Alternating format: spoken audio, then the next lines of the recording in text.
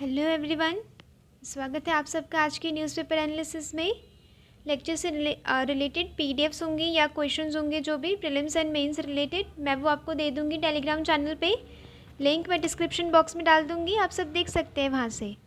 Start करते हैं आज की पहली न्यूज़ से। Government call special session of parliament later this month keeps all guessing, यानी कि स्पेशल वो मतलब पार्लियामेंट का स्पेशल बुलाया गया है सेशन। ठीक है, कब से कब तक होगा? 18 टू 22 सितंबर तक। इसमें क्या हुआ, कुछ रीज़न नहीं बताए गए कि ये स्पेशल सेशन क्यों मतलब गठित किया जाएगा या क्यों बुलाया जाएगा। तो ऑपोजिशन अपने सारे कंक्लूजन निकाली जा रही हैं। मतलब होता है ना कि एक गेस वर्क होता है उनका कि ये हो सकता है, लाइक साइमल्टेनियस इलेक्शंस हो सकते हैं, वुमेन रिजर्वेशन पे बिल आ सकता है, उनके जो इंडिया ब्लॉक की जो मीटिंग होने वाली है मुंबई में उसे रोकने के लिए वो लोग साइमल्टेनियस मतलब स्पेशल सेशन बुला रहे हैं। ये सारी दिक्कतें अभी यहाँ पे ऑपोजिशन बोल रहा है कि ठीक है कि साइमल्टेनियस इलेक्शन में जो स्पेशल सेशन में पक्का कुछ खास होने वाला है, मतलब कुछ अलग होने वाला है। स्पेशल जो सेशन होता है ना उसमें कुछ खास होता भी है, अलग होता भी है। जब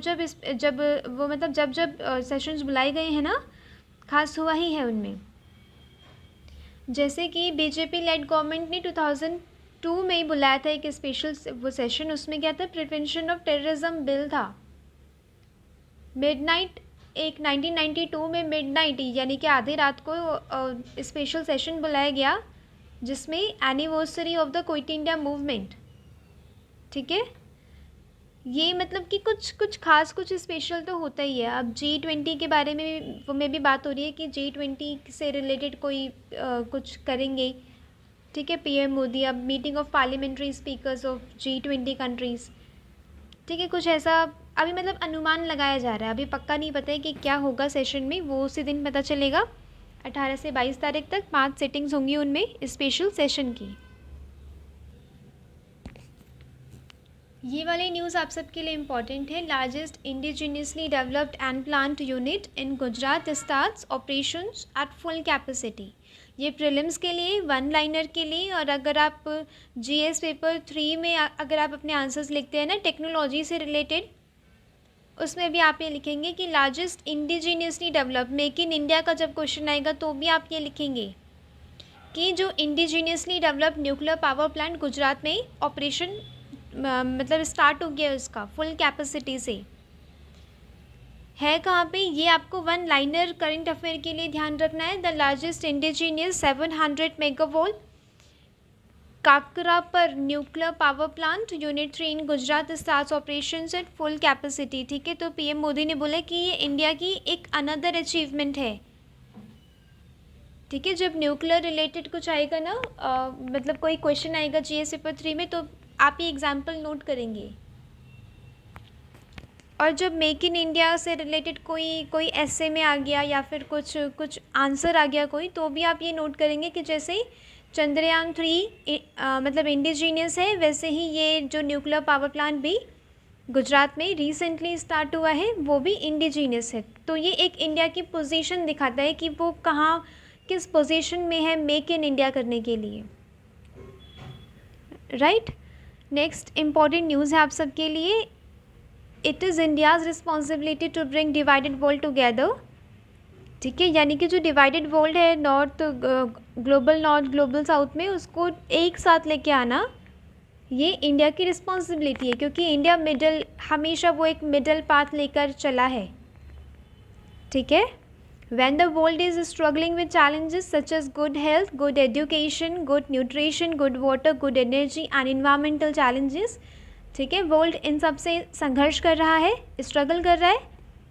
जहाँ पे वर्ल्ड के वो जितने भी कंट्रीज़ है वो वो ग्लोबल नॉर्थ में, मतलब डेवलप्ड कंट्रीज़ ग्लोबल नॉर्थ हो गई हैं और डेवलपिंग कंट्रीज़ ग्लोबल साउथ हो गई हैं, उन सबको टुगेदर करना, यानी कि वो जो एक लाइन होती है उसे ब्लर करना, उसे मिटा देना काम इंडिया की रिस्पॉन्सिबिलिटी है। ठीक है, जब यूक्रेन वॉर हुई तो उसमें क्या हो गई थी, कंट्रीज़ पोलराइज हो गई थी ईस्ट और वेस्ट में। ठीक है, वेस्ट कंट्रीज़ और इधर की ईस्ट कंट्रीज़ जो रशिया को सपोर्ट कर रहे थे।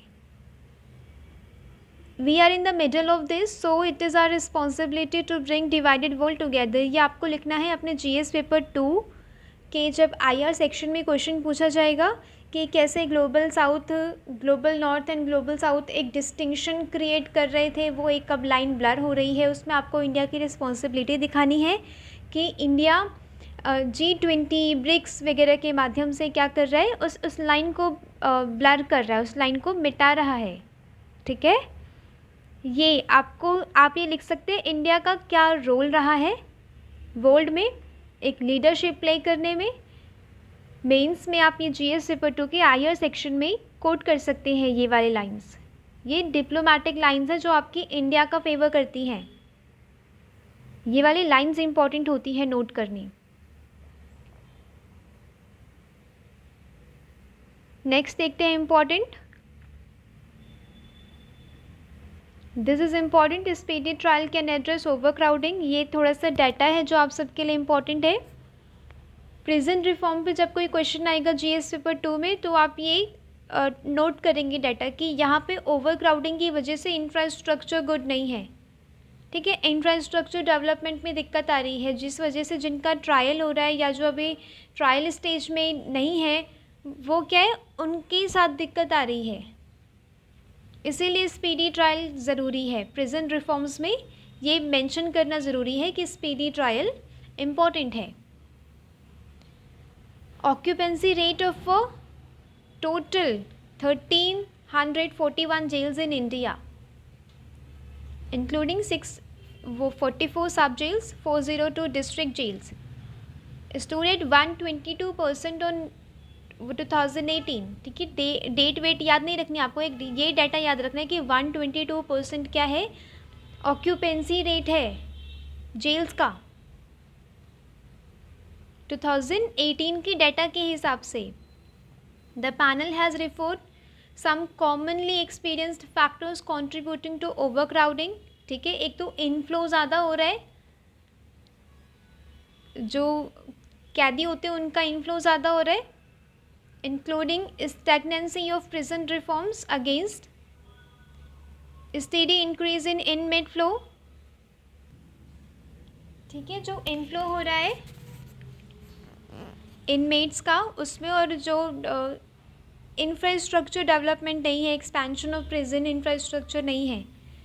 ठीक है, ये सारी दिक्कतें आपको कोट करनी है अपने जीएस पेपर 2 में अगर प्रिजन रिफॉर्म से रिलेटेड कुछ आता है तो। ठीक है, आपको न्यूज़ पढ़ के आपको उसका यूटिलाइजेशन देखना है कि आप कहाँ पे उसे यूज़ कर पा रहे हैं। ये जैसे कि यहाँ का डाटा आप सबके लिए इम्पॉर्टेंट है। द टोल ऑफ एयर, ये जीएस पेपर 1 ज्योग्राफी के लिए एंड जीएस पेपर 3 इन्वायरमेंट के लिए इम्पॉर्टेंट है। पॉल्यूशन रिलेटेड कुछ आता है ना, वहाँ ये नोट करना ज़रूरी है। लैंसेट स्टडी क्या कहती है, ये डाटा आपके लिए इम्पॉर्टेंट है। ये डाटा आपको एविडेंस दिखाएगा आपके आंसर्स में और आपको प्लस पॉइंट दिलवाएगा। A lancet study estimated that India lost 1.67 million people in 2019। जो इनहेलिंग जो हैज़ार्डस अमाउंट होते हैं ना, जैसे कि पर्टिकुलेट मैटर 2.5, उनको इनहेल करके लोगों की डेथ हो रही है। 2019 में इंडिया ने अपने 1.67 लोग खोए हैं, 67 मिलियन लोग खोए हैं। Now an air quality life index जो प्रिपेयर किया गया है university of Chicago energy policy institute reckons that pollution by these fine particles reduces the average Indians life expectancy by more than 5 years। जो average Indian की जो life expectancy है ना, उसको रिड्यूस करता है 5 साल तक। ये जो पोल्यूशन में जो फाइन पार्टिकल्स होते हैं उससे क्या होती है, हार्ट डिजीज़ेज़ होती हैं, रेस्पिरेटरी प्रॉब्लम्स होती हैं, जिस वजह से क्या होता है हमारी जो आयु है ना वो भी घट जाती है। ये आपको नोट करना ज़रूरी है। ये इम्पॉर्टेंट डाटा आपको जहाँ पे भी वो भी मतलब मिलेगा। जैसे कि आप ऐसे में कोई एनवायरनमेंट से रिलेटेड आप डायमेंशन प्रेजेंट कर रहे हैं, उसमें भी ये आप डाटा लिख सकते हैं, सिर्फ यूटिलाइजेशन आना चाहिए। According to last year's Lancet study the economic loss. अब आप इन्वायरमेंट से इकोनॉमी को आप रिलेट करेंगे जहाँ पे, वहाँ आप ये डाटा देंगे कि इकोनॉमिक लॉस कितना हो रहा है पॉल्यूशन से। Deaths and morbidity in 2019 amounted to nearly $37 billion। इतना मतलब लॉस हुआ है, $37 बिलियन का लॉस हुआ है। यानी कि अगर हमारे सिटीजन्स अच्छे नहीं रहेंगे, उनकी हेल्थ अच्छी नहीं रहेगी, तो आफ्टर ऑल कंट्री को ही लॉस होगा, इकोनॉमिक लॉस होगा। तो गवर्नमेंट्स को ये चाहिए कि उनकी इतनी पॉलिटिकल विल हो कि हाँ, पॉल्यूशन को टैकल करने के लिए स्टेप्स लेने हैं, short term and long term steps लेने हैं। इम्प्लीमेंटेशन, वो डिस्ट्रिक्ट एडमिनिस्ट्रेशन को याद रखना पड़ेगा कि उसका इम्प्लीमेंटेशन होना चाहिए, क्योंकि लोकल लेवल, वो जो लोकल लेवल है ना, वहाँ पे वही लोग हैं। A country aspiring to be a $5 trillion economy can ill afford to neglect people's well-being। Afford नहीं कर सकते हम अपने पीपल की मतलब हेल्थ के साथ अगर कोई खिलवाड़ हो, क्योंकि हम $5 ट्रिलियन इकोनॉमी बनने के लिए उत्सुक हैं, एस्पिरेशंस हैं वो हमारे। तो हमें कंट्री के जो सिटीजन्स हैं ना, उनकी हेल्थ का ध्यान देना पड़ेगा।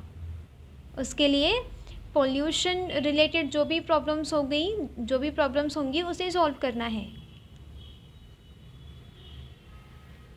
आपको बस यूज़ करना आना चाहिए। एंड वही चीज़ें मैं आपको यहाँ पे सिखा रही हूँ कि अगर मैं कुछ आपको पॉइंट दे रही हूँ ना, कुछ पॉइंट अगर आप देखते हैं न्यूज़पेपर में, तो आप पता लगाइए कि वो आप कहाँ पे लिख सकते हैं। एसेज में, जीएस पेपर्स में, ये प्रीलिम्स, वो जैसे प्रीलिम्स में लिख सकते हैं। ये वाला डाटा तो प्रीलिम्स के लिए इम्पॉर्टेंट नहीं है, बट आप इसे मेंस में लिख सकते हैं।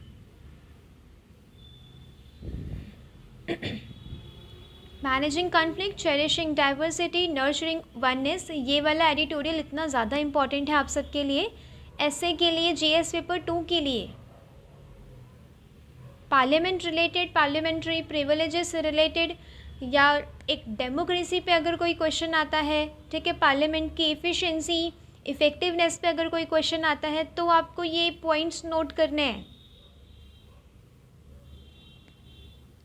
Parliaments are the supreme expression of the will of the sovereign peoples. यानी कि अगर आप ये लिख देंगे अपने इंट्रो में, तो प्लस पॉइंट वहाँ पे वो मतलब एक ये ना कुछ अट्रैक्टिव लाइंस हैं, नोट करनी है अपने एसेस में एंड जीएस पेपर 2 के आंसर्स के लिए। पार्लियामेंट दस constituted by a popular will bestowed with the constitutional and moral authority to enact laws, determine political goals, allocate resources। ये सारा काम होता है बेसिकली पार्लियामेंट का, ठीक है। कॉमन सिटीजन्स की राय से चलना, उनके इश्यूज़ को टैकल करना, एग्जीक्यूटिव को अकाउंटेबल रखना, कमीशंस के थ्रू, कमिटीज़ के थ्रू अकाउंटेबिलिटी इस्टेब्लिश करना, डिबेट्स के थ्रू अकाउंटेबिलिटी इस्टेब्लिश करना। India is widely regarded as a mother of democracy. हमारे यहाँ पे मल्टी डायमेंशनल मतलब हिस्टोरिकल एंड कल्चरल लेगेसी आती है पार्लियामेंट में। काफ़ी सारे गुटों से वहाँ पे लोग बिलोंग करते हैं, काफ़ी सारे लैंग्वेजेस बोलने वाले, धर्मों के अलग अलग एथेनिसिटी से लोग वहाँ पे बिलोंग करते हैं, तो वो एक डाइवर्सिटी को रिप्रेजेंट करते हैं वहाँ पे। प्रेजेंस ऑफ पार्टिसिपेटिव गवर्नेंस, हमारे विलेज में भी पार्टिसिपेटिव गवर्नेंस होता है, ठीक है। जो ट्राइबल कल्चर वगैरह है ना, वो लोग भी लोकल सेल्फ गवर्नेंस को कैरी करते हैं। हमने लोकल गवर्नमेंट के लिए भी हमने लॉज निकाले, लाइक पैसा, ठीक है। यानी कि जो पंचायती राज इंस्टीट्यूशंस है वो लोकल गवर्नेंस के लिए, बट कुछ मॉडिफाई करके। Parliamentary democracy has strengthened the flourished in independent India in itself and eloquent, वो मतलब टेस्टिमोनी। इसमें क्या है कि जो हमारे फोर फादर्स ने जो सपना देखा था ना, वो हम पार्लियामेंट के थ्रू लोकतंत्र को स्थापित करके हम क्या कर रहे हैं, उस सपनों को पूरा कर रहे हैं। जो जो वैल्यूज़ हमारे कॉन्स्टिट्यूशनल फादर्स ने इस्टेब्लिश की थी प्रीएम्बल में आप देख सकते हैं, लिबर्टी, जस्टिस, फ्रेटर्निटी, ये सारी क्या है, एक mind of the makers of the constitution दिखा रहा है। एकोमोडेटिव पार्लियामेंट वो क्या एक डाइवर्सिटी को दिखाती है, वो कंट्री की प्रोस्पेरिटी के लिए, डेवलपमेंट के लिए भी आगे बढ़ती है। Parliament enjoys the respect of the people as the font of transformative legislation. Final watchdog है पब्लिक एक्सचेकर का, एलोकेशन ऑफ फंड का, ठीक है, पब्लिक का जो पैसा है उससे किन एरियाज़ में कैसे डेवलपमेंट, कैसे विकास में लगाना है, ये सारी चीज़ें देखता है पार्लियामेंट। तो क्या बोला गया इसमें कि ये ज़रूरी है कि हम इसकी स्क्रूटिनी को मेंटेन करके रखें। क्या हो रहा है आजकल, मतलब पॉलिटिक्स वहाँ पे ज़्यादा खेली जा रही है पार्लियामेंट में, बुरे वर्ड्स यूज़ होते हैं एक दूसरे के लिए, एक दूसरे पॉलिटिशियंस के लिए। वो वहाँ पे मतलब प्रिविलेजेस दे रखी हैं आपके फ्री एंड फेयर के लिए, कि आप फेयर एंड फ्री होके बिना किसी डर के आप बोलें पार्लियामेंट में। पर इसका मतलब ये नहीं कि आप पार्लियामेंट की स्क्रूटिनी ही आप नहीं रखेंगे, उसकी पवित्रता ही नहीं आप रखेंगे। ये वाली लाइन पार्लियामेंट्री प्रिविलेजेस पे कोई क्वेश्चन आता है उसके लिए बहुत इंपॉर्टेंट है। Parliamentary privileges shall then safeguard the autonomy, authority and dignity of parliament. ये चीज़ें नोट करनी ज़रूरी हैं आप सबके लिए। The members of parliament are morally and ethically bound to speak responsibly in the house and their behavior and conduct should either, जो highest parliamentary norms है ना, वो एक पवित्रता मेंटेन करके रखनी है पार्लियामेंटेरियंस को, वो इथिकली एंड मॉरली बाउंड है इस चीज़ से कि वो एक रिस्पॉन्सिबल शब्दों का चयन करके रिस्पॉन्सिबली स्पीक करें। while the right and dissent is the integral to democracy should be protected at all cost, यानी कि जो क्वेश्चन करने का राइट है, जो डिबेट है 0 आवर में, क्वेश्चन आवर में, ये सब मेंटेन करके रखना पड़ेगा। जो डिस्ट्रप्शंस होती हैं, जो स्थगित कर ली जाती है, जो सिटिंग होती है वो स्थगित कर दी जाती है, ये चीज़ें नहीं होनी चाहिए अगर आपको पार्लियामेंट्री डेमोक्रेसी को अगर आप सक्सेसफुल बनाना चाहते हैं। तो जो दर्जा है इंडिया का मदर ऑफ डेमोक्रेसी, उसको अगर आप मेंटेन करके रखना चाहते हैं तो डिबेट हो गई, कंस्ट्रक्टिव क्रिटिसिज्म हो गया, एग्जीक्यूटिव को अकाउंटेबल रखो, रूलिंग गवर्नमेंट को अकाउंटेबल रखो, पीपल के इश्यूज़ को सॉल्व करो। ये सारी चीज़ें एक मतलब भारत को एक विकसित देश बनाएंगी। तो हमें प्रोडक्टिविटी पे ध्यान देना होगा पार्लियामेंट की, कि वहाँ पे जो डिबेट्स हैं या जो क्रिटिसाइज़ किया जा रहा है गवर्नमेंट को, वो सही ढंग से किया जाए, ठीक है। एक्सट्रीम नहीं होना चाहिए किसी चीज़ का कि आप बिल्कुल क्रिटिसाइज़ करते करते आप एब्यूजिंग वर्ड्स आप यूज़ करने लग गए, ये चीज़ नहीं होनी चाहिए। Parliamentarians are looked upon as role models की तरह देखा जाता है उन्हें, तो उनका जो बिहेवियर है ना, ये पब्लिक को भी इफ़ेक्ट करता है। वो उनके अंदर एक रिस्पॉन्सिबिलिटी, एक sense of responsibility, purpose, dedication, ये सारी चीज़ें होनी चाहिए। डेडिकेशन टुवर्ड्स पब्लिक, ठीक है, पब्लिक को सर्व करें वो लोग, पार्लियामेंटेरियंस जो हैं वहाँ पे पार्लियामेंट में जाके। बट आजकल क्या हो रहा है, वो सिर्फ अपनी पार्टी को सर्व करते हैं, अपनी पोजीशन को सर्व करते हैं। The parliament of India has made concerted effort to introduce information technology. अगर आप टेक्नोलॉजी, इन्वायरमेंट या फिर आप पार्लियामेंट से रिलेटेड आप मतलब इवोल्यूशन, जब कोई क्वेश्चन आएगा ना कि पार्लियामेंट धीरे धीरे इवॉल्व हो रही है अपने डिबेट्स वगैरह में, टेक्नोलॉजी में, तो आप ये लिखेंगे डिजिटल संसद, ई संसद, ये हम चीज़ें कर रहे हैं ताकि क्या हो, ज़्यादा से ज़्यादा लोगों का पार्टिसिपेशन हो टेक्नोलॉजी को ध्यान में रखते हुए, एग्जीक्यूटिव को अकाउंटेबल बनाया जा सके।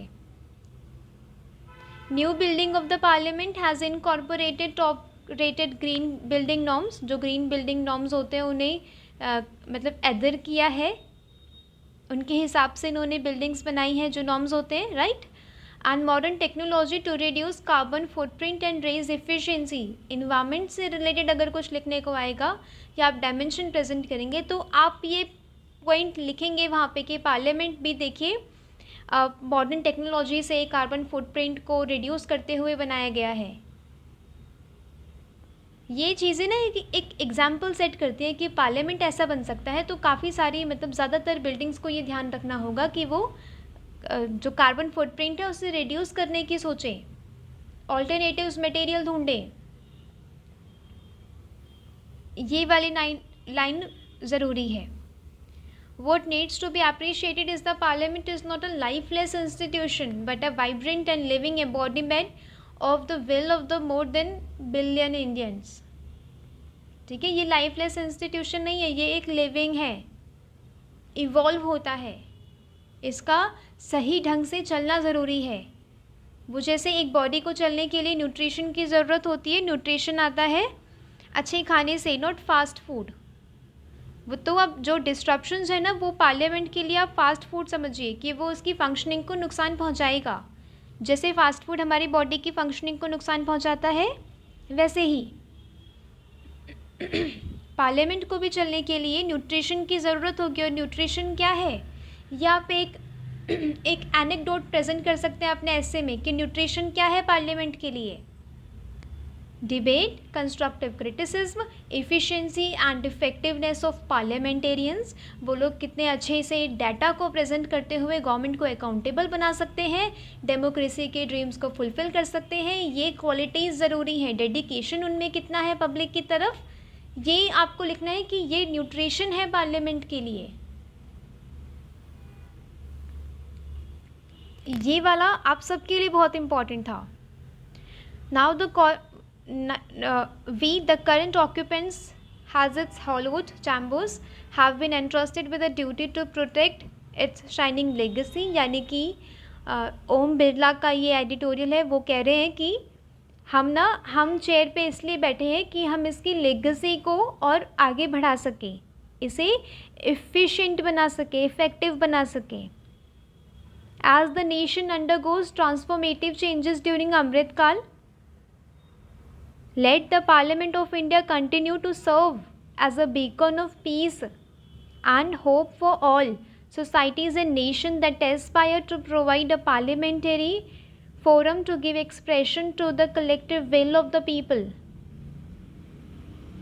यानी कि हमारी पार्लियामेंट को ना एक सिंबल बनाना है अदर नेशंस के लिए कि देखो हमारी पार्लियामेंट से कैसे पीस इस्टेब्लिश हुआ, कैसे collective will of the people पे ध्यान दिया जाता है। तो सारे जो भी कंट्रीज़ जिनमें पार्लियामेंट नहीं है वो सारे भी सोचें कि हाँ इंडिया जैसी पार्लियामेंट हो तो डेमोक्रेसी भी सही है और देश का संचालन भी अच्छे से हो सकता है। ये वाली न्यूज़ आप सबके लिए इम्पॉर्टेंट है, साउथ चाइना सी से जो रिलेट करता है। After India now Philippines, Malaysia, Taiwan rejects China's latest map. जो लेटेस्ट मैप जो स्टैंडर्ड मैप के नाम से अपने चाइना ने अपने आसपास की टेरिटरीज़ को मतलब जारी किया है, वो क्या कहता है, फिलीपींस वो लोग भी अब प्रोटेस्ट कर रहे हैं, इसका डिप्लोमेटिक प्रोटेस्ट, डिप्लोमेटिक चैनल से वो प्रोटेस्ट कर रहे हैं, सारे कह रहे हैं कि वो हमारी संप्रभुता को हार्म कर रहा है चाइना। ठीक है, साउथ चाइना सी का मैप निकाल के, क्योंकि साउथ चाइना सी की काफ़ी जो एरियाज़ है वो चाइना ने अपने अंडर बताया है मैप में, तो प्रोटेस्ट होंगे ही, क्योंकि जो डिस्प्यूटेड है वो किसी का नहीं होता। क्लियरली डेमार्केटेड बाउंड्रीज होनी चाहिए, ठीक है, तभी वो मतलब डिस्प्यूट को फुल्ली सॉल्व किया जा सकेगा और किसी की डिफाइंड टेरिटरी बन पाएगी।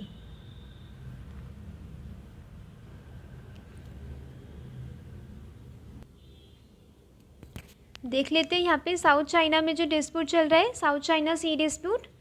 अपनी जो नेबरिंग कंट्री है जो बॉर्डर से हमारे, उससे जो डिस्प्यूट चल रहा है, मैंने वो बीते दिनों आपको बता दिया था काफ़ी। ठीक है, वेस्टर्न सेक्टर, मिडल सेक्टर, जो ईस्टर्न सेक्टर से डिस्प्यूट चल रहा है वो सारा मैंने डिस्कस किया था आप सबसे। आज देख लेते हैं साउथ चाइना सी से जो रिलेटेड डिस्प्यूट है। ये वाली है यू लाइन। यू लाइन आप सबको दिख रही होगी यहाँ पे। ये वाली यू लाइन जो जा रही है ना, यहाँ पे डिस्प्यूट है। साउथ चाइना सी मतलब पता नहीं कैसे वो कवर कर रहे हैं कि फिलीपींस का भी पार्ट उनका है एंड ये वाला भी पार्ट उनका है, वियतनाम का भी पार्ट उनका है, क्योंकि ये लोग आर्टिफिशियल आइलैंड्स बना रहे हैं वहाँ पे, जो आर्टिफिशियली वहाँ पे मतलब क्रिएट कर रहे हैं चीज़ें और कह रहे हैं वो मेरी चीज़ है। उससे क्या होता है, यूएन क्लॉज के तहत एक्सक्लूसिव इकोनॉमिक जोन वहाँ पे जो लाइन है वो ब्लर हो रही है। साउथ चाइना सी क्या है, arm of Pacific, western Pacific Ocean. It is the south of China, east and south of Vietnam. ठीक है, south of China, east and south of Vietnam. ये आपको मैप भी पढ़ना ज़रूरी है। Connected by Taiwan Strait and Luzon Strait with Philippine Sea. Philippine Sea कहाँ है, ये वाला क्या है, लुजोन स्ट्रेट है ये वाला। ये हो गई ताइवान स्ट्रेट, ताइवान स्ट्रेट। ये चीज़ें आपको प्रीलिम्स के लिए याद रखनी है। ये है लुजोन, वो है Taiwan.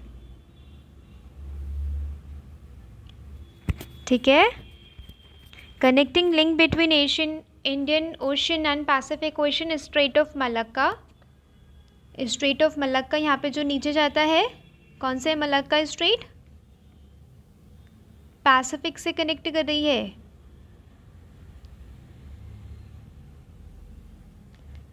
Indian ocean, this is the straight of Malacca.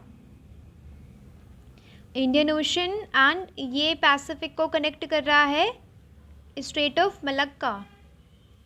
और ये हो गया साउथ चाइना सी।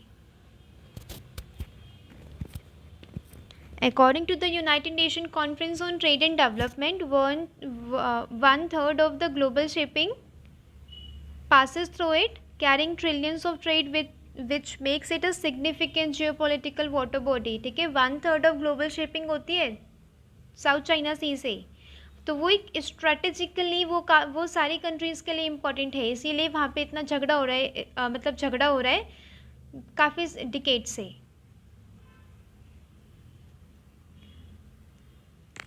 क्लेम्स क्या है आइलैंड्स पे, जैसे कि पार्सेल आइलैंड है, पैरासेल आइलैंड है, claimed by China, Taiwan and Vietnam. यहाँ पे आप देखेंगे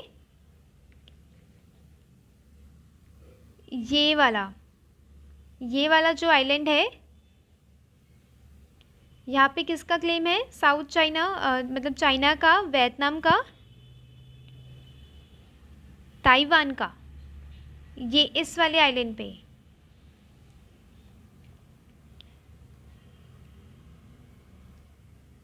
ठीक है, दूसरा है स्पार्टली आइलैंड, ये China, Vietnam, Brunei and Philippines. Philippines, China, Taiwan, कहाँ पे, स्काबोरो पे।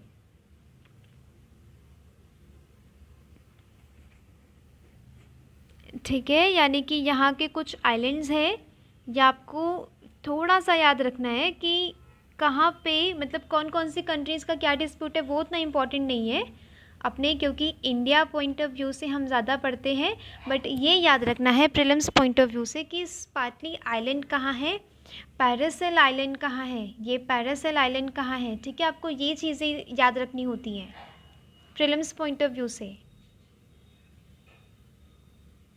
Since 2010, China has been converting uninhabited islets into जो artificial islets में convert कर दे रहे हैं। यूएन क्लॉज के अंडर लेके आने के लिए, यूएन क्लॉज क्या है, बेसिकली वो राइट्स को डिफाइन करता है। एग्जाम्पल्स कौन कौन से यूएन क्लॉज ने एग्जाम्पल्स दिए हैं यूएन क्लॉज के अंडर लाने के लिए, कौन कौन से हैं वो, Haven Reef, Johnson South Reef and Fiery Cross Reef. ये सारे के वो यूएन क्लॉज के अंदर आ जाएं और वो एक्सक्लूसिव इकोनॉमिक जोन किसके अंडर हो जाए, चाइना के मतलब अंडर हो जाए। वो 1994 में आया था ये UN clause. Providing a legal framework for balancing an interest of the coastal state and seafaring स्टेट। ठीक है, इन सब के राइट्स को बैलेंस करने के लिए मतलब लाया गया था UN clause, United Nation Convention law on seas. China has been increasingly its assertiveness, वो कहते हैं उसकी असर्टिवनेस इंक्रीज होती जा रही है। कहते हैं साउथ चाइना से मेरा है मेरा है, leading to conflict and disputes over maritime boundaries. जो मैरीटाइम बाउंड्रीज अभी दिखाई थी वहाँ पे ताइवान, फिलीपींस, जो मलेशिया वगैरह वो सारे परेशान है वहाँ से। Fishing rights, resource exploration and freedom of navigation, इन सब में दिक्कत आ रही है क्योंकि चाइना अपना मतलब ज़्यादा असर्टिवनेस दिखाता है। तो फ्रीडम ऑफ नेविगेशन पे भी वहाँ पे दिक्कत आ रही है, चाइना रोकता है उन्हें कि मत जाओ यहाँ से, ये मेरा है। इंडिया का क्या स्टैंड है? इंडिया ने अपनी पोजीशन मेंटेन करी है कि वो साउथ चाइना सी में कोई डिस्प्यूट पार्टी नहीं है। ठीक है, वो कोई मतलब उसे कोई डिस्प्यूट नहीं है इसमें, वो अपने स्ट्रैटेजिकली चलेगा। ओन इकोनॉमिक इंटरेस्ट है, मतलब चाइना की मतलब इंडिया की जो प्रेजेंस है ना साउथ चाइना सी में, वो उसके ओन इकोनॉमिक इंटरेस्ट है। स्पेशली कौन सी? एनर्जी सिक्योरिटी नीड्स हैं जो। एक्ट ईस्ट पॉलिसी के तहत India has started internationalising disputes in the Indo Pacific region to oppose China's threatening tactics, मतलब tactics in the region. Act east policy के तहत, act east policy वो कौन सी थी जिसमें इंडिया का रुख ईस्टर्न कंट्रीज़ की तरफ मुड़ा थोड़ा सा। ठीक है, वो कुछ ऐसी कंट्रीज़ थी जहाँ पे इंडिया का ध्यान नहीं जाता था। बट अब क्या हुआ कि वहाँ के जो रिसोर्सेज है ना, वहाँ की कंट्रीज़ को स्ट्रैटेजिकली क्या करना है, मेल जोल बढ़ाना है वहाँ से एक्ट ईस्ट पॉलिसी के तहत। अब वहाँ की कंट्रीज़ इंडिया के लिए मैटर करती है तो वहाँ का सी भी मैटर करेगा, वहाँ के सी का डिस्प्यूट भी मैटर करेगा। तो इसे चाइना मतलब इंडिया भी चाइना का सपोर्ट नहीं करता कि वो जो थ्रेट्स देता है कि पूरा उसका साउथ चाइना से उसका है। ठीक है, इंडिया इसे सपोर्ट नहीं करता। तो आपको अपने आंसर में क्या लिखना है कि फ्रीडम ऑफ नेविगेशन इंडिया वहाँ पे चाहता है, अपनी ओन स्ट्रैटेजिक जो एनर्जी जो नीड्स हैं उनको वहाँ पे इंडिया चाहता है, और वहाँ पे पीस इस्टेब्लिश करना चाहता है इंडिया। ये चीज़ें आपको वहाँ पे नोट करनी है।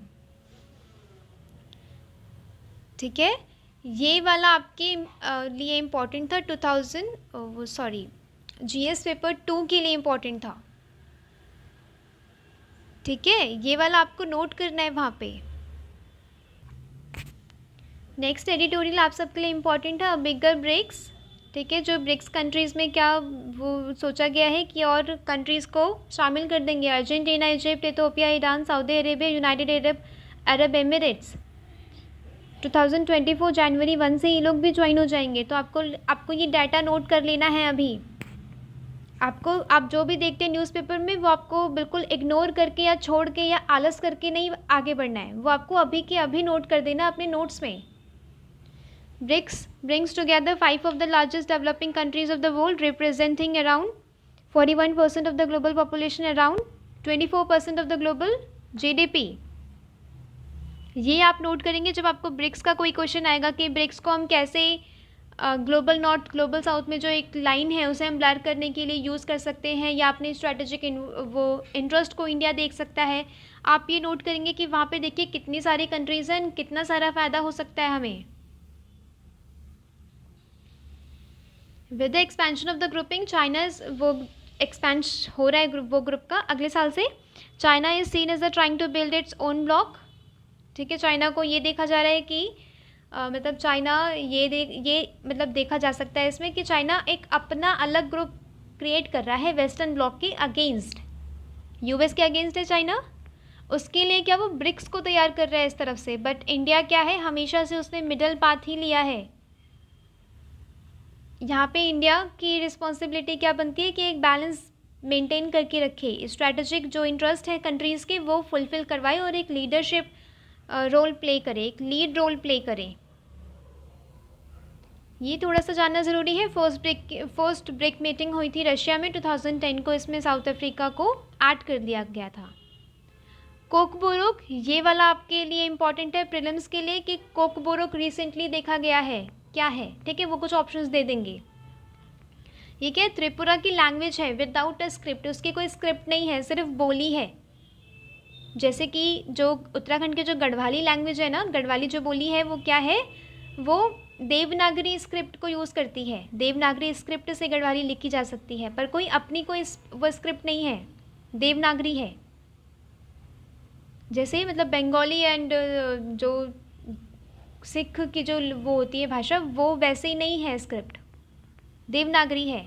तो यहाँ पे अमित शाह ने क्या बोला था कि जो नॉर्थ ईस्ट की जो कंट्रीज़ है ना, वहाँ पे देवनागरी वो मतलब स्क्रिप्ट के लिए बोलेंगे, कोकबोरोक के लिए। पर वहाँ पे क्या, जो त्रिपुरा वासी हैं वो कहते हैं कि हिंदी अपनी जगह पे है सही, पर हमें रोमन स्क्रिप्ट चाहिए। रोमन स्क्रिप्ट के लिए वहाँ पे प्रोटेस्ट हो रहा है। Old struggles centered on a script of Tripura's tribal Kokborok language have resurfaced in a series of protests by political parties, student organization, tribal cultural and literary forums. ये protest देख रहे हैं आप सब, ये क्या बोल रहे हैं कि हमें रोमन वो मतलब स्क्रिप्ट चाहिए, देवनागरी नहीं। However, Kokborok does not have its own script. There has been a long एक आर्ग्यूमेंट है कि बंगाली हो या रोमन हो। ये लोग कह रहे हैं रोमन।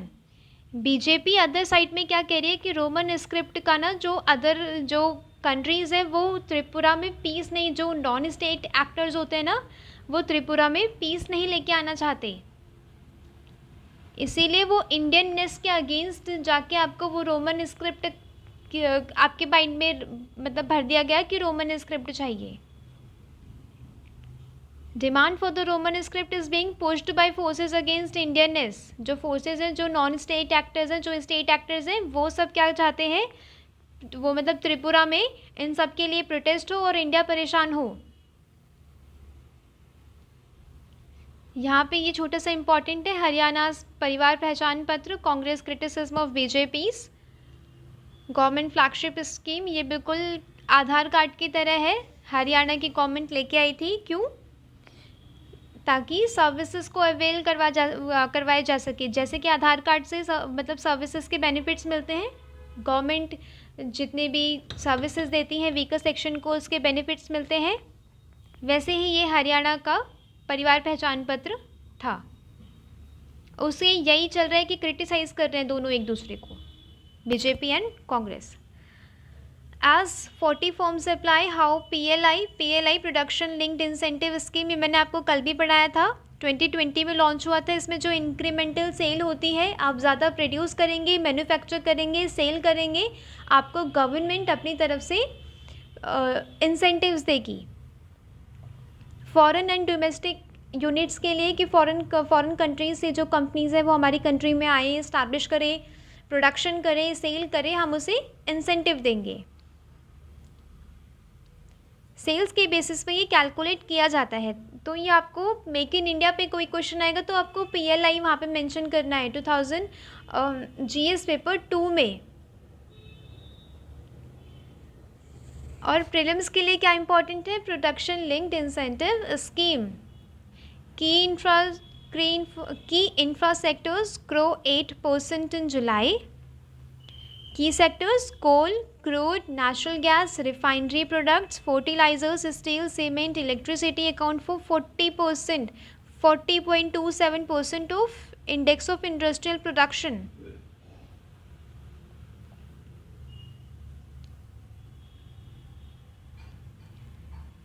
ठीक है, इसमें क्या है कि ये वाले ना कुछ की सेक्टर्स होते हैं, जो इंडस्ट्रियल प्रोडक्शन होती है ना, वो उसका एक इंडेक्स आता है जो रियल GDP को कैलकुलेट करने के लिए भी किया जाता है। उसमें ये की सेक्टर्स हैं। सबसे ज़्यादा इसमें वेटेज किसे दिया गया है, रिफाइनरी प्रोडक्ट्स को। रिफाइनरी प्रोडक्ट्स हम यहाँ से एक्सपोर्ट करते हैं, क्रूड ऑयल इम्पोर्ट करके हम एक्सपोर्ट करते हैं रिफाइनरी प्रोडक्ट, राइट। तो इसमें सबसे ज़्यादा वेटेज इसे दिया गया है। बाकी सबसे ज़्यादा कम किसे है, फर्टिलाइज़र। रिफाइनरी प्रोडक्ट के बाद बारी आती है इलेक्ट्रिसिटी की। ये सारे क्या है, ये इतने की सेक्टर्स हैं कि इनके बिना इकोनॉमी चल ही नहीं सकती। तो इनकी ग्रोथ में इजाफा देखा गया है। आपको मंथ वाइज डाटा नहीं याद रखना कि जुलाई में, अगस्त में कितना वो बढ़ा है, नो। आपको कुछ की पॉइंट्स निकालने हैं अपने prelims and mains point of view से, राइट।